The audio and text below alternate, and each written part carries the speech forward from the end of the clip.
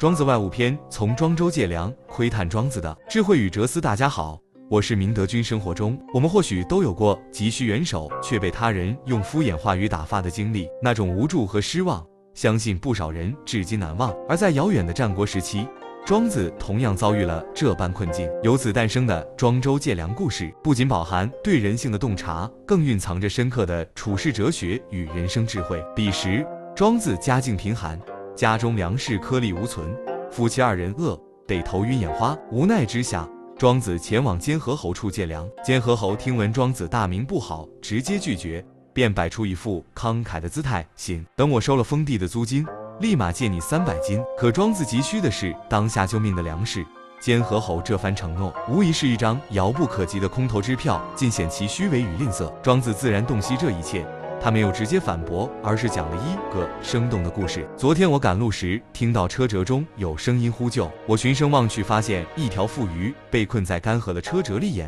奄一息。妇鱼哀求道：“我是东海海神的臣子，如今快要干死了，你能否给我一点水，救我一命？”我便对他说：“好，我这就去南方，说服吴越之王，引西江之水来救你。”妇鱼听后愤怒地说：“我只需一点水就能活命你，却说出这般荒诞的话，还不如直接去卖干鱼的店铺找我。”庄子巧用这个比喻，将监河侯的虚伪本质揭露得淋漓尽致，同时也传递出远水解不了近渴，空头支票害人不浅的道理。正如《道德经》所言：“夫轻诺必寡信，多易必多难。”在生活中，无论是向人求助，还是帮助他人，都应脚踏实的，切不可只说不做。当我们承诺帮助他人时，要先考量自己的能力，确保提供的帮助是对方真正需要的。除了借粮故事，庄子在其前的一段论述同样发人深省，他列举了诸多历史事例，如关龙逢因忠言直谏被夏桀杀害，比干坚守气节被商纣王挖心，伍子胥尽忠却被抛尸长江，孝己劝谏父王反遭放逐，曾参贤德却被母亲误解等。这些故事揭示出外在事物的无常，以及人际关系的复杂与脆弱。木与木相互摩擦会起火，金属与火长时间接触会融化，人与人之间的关系一旦失衡，同样会引发危机。许多人因过度忧虑利害得失，内心如同悬在天地之间，焦虑不安，最终不仅精神崩溃，还难以享尽天年。庄子通过这些事例揭示出一个残酷的现实，在所谓的忠孝仁义背后，往往隐藏着诸多无奈与悲剧。忠臣被虐杀，并非谏言有误，而是君主对忠诚的猜忌；孝子被抛弃，也并非不够孝顺，而是亲子关系被伦理束缚，缺少了真正的爱。这种对传统观念的反思，展现了庄子独特的批判精神。对于我们现代人而言，庄子的智慧依然具有深刻的启示。在这个物欲横流的时代，我们面临着各种各样的诱惑和挑战，内心时常被外界的纷扰所左右。我们常常追求那些遥不可及的目标，忽略了身边真正重要的东西。就像孩子成长过程中，家长们或是盲目沿用老一套的教育方法，或是照搬书本理论，却不考虑孩子的实际需求，结果往往适得其反。同样，在人际交往中，我们也应避免空谈，多为他人提供切实可行的帮助。回到庄周借粮的故事，它不仅是一个简单的历史典故，更是一面镜子，映照出人性的弱点与处世的智慧。庄子通过巧妙的比喻和深刻的论述，告诫我们要认清现实，坚守本真，不被外界的纷扰所迷惑，在承诺与行动之间找到真正的平衡点，用真诚和实即行动去帮助他人，构建和谐的人际关系。当我们在生活中面临选择和困境时，不妨想一想庄子的教诲，以更加从容的心态去应对挑战，保持内心的平静与安宁。唯有如此，我们才能在这纷繁复杂的世界中找到属于自己的一片净土，享受纯粹而美好的人生。未来，当我们再次面临戒与不戒、信与不信的抉择时，希望庄子的智慧能够指引我们做出正确的判断，书写更加美好的人生篇章。在快节奏的现代社会，庄子的智慧仿佛一股清泉流，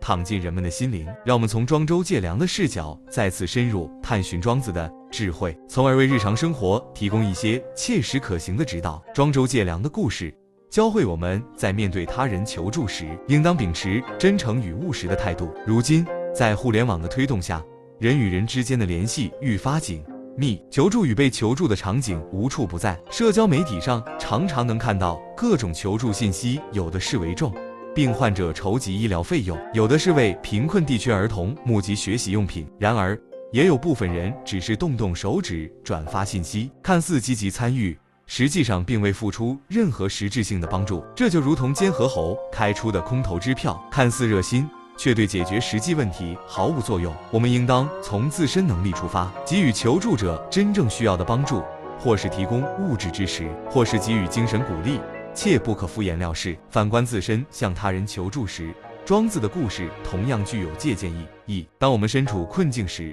不能盲目地依赖他人的帮助，而应学会客观分析，看清他人承诺的真实性与可行性。在商业合作中，合作伙伴可能会许下诱人的承诺，但我们不能被这些话语冲昏头脑，而应冷静思考，要求对方制定详细的执行计划，并明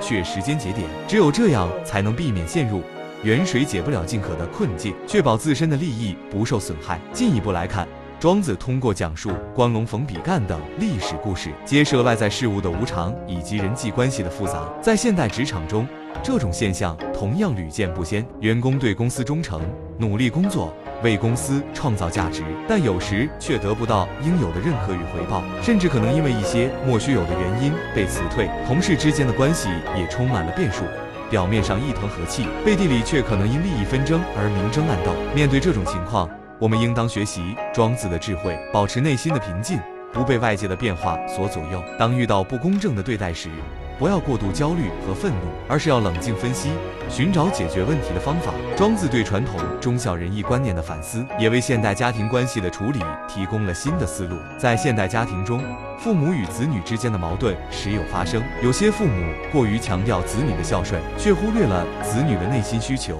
导致亲子关系紧张。而子女在追求自我价值的过程中，有时也会忽视对父母的关心与陪伴。我们应当打破传统观念的束缚，以平等、尊重和理解为基础，建立健康和谐的家庭关系。父母要尊重子女的选择，关注他们的成长；子女要理解父母的苦心，主动与父母沟通交流。当我们将庄子的智慧运用到日常生活中，会发现生活中的许多难题都能迎刃而解。在面对生活中的各种诱惑时，我们能够坚守本真，不被虚荣和欲望所驱使；在处理人际关系时，我们能够做到真诚待人，换位思考，避免因利益纷争而伤害彼此的感情。未来的日子里，我们会不断遇到新的挑战和困境，但只要我们铭记庄子的教诲，以从容的心态面对生活的起伏，用智慧的眼光审视世间的万象，就能在纷繁复杂的世界中找到属于自己的方向。无论是在工作中追求事业的成功，还是在生活中享受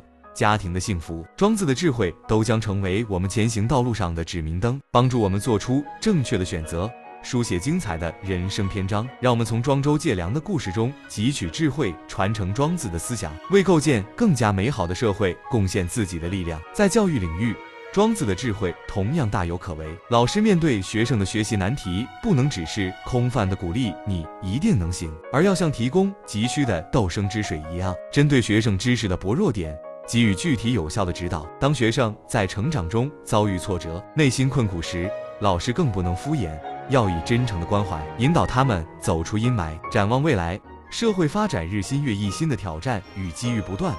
涌现。庄子智慧作为跨越时空的宝贵财富，将持续发挥价值。我们可以通过社区活动、文化讲座等形式传播庄子思想，让更多人领悟其精髓。当每个人都能运用庄子智慧，社会便会少一些浮躁与功利，多一份和谐与温暖。在文明进步的道路上稳健前行，让智慧之光照亮生活，奔赴美好新征程，起未来。让传统文化帮助我们成为更好的自己。